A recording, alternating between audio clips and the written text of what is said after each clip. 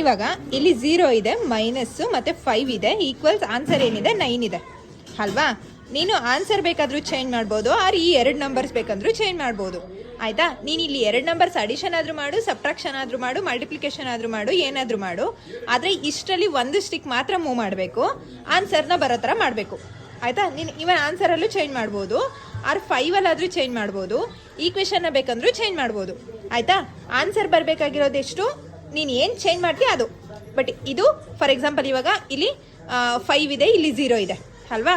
5 + 4 R ಇಲ್ಲೇನು ಮಾಡ್ತೀಯಾ, ಇಲ್ಲಿ 2 ಅಂತ ಏನಾದರೂ ಮಾಡಿದ್ರೆ 3, ಇಲ್ಲಿ 5 - 2 ಎಷ್ಟಾಯಿತು 3.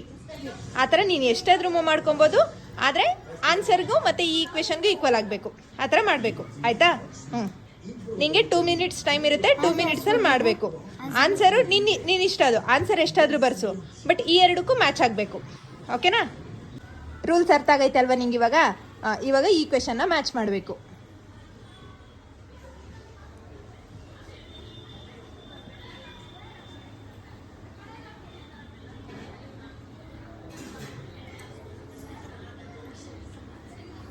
ಎಷ್ಟು ಬಂತು, 8 - 5 = 3.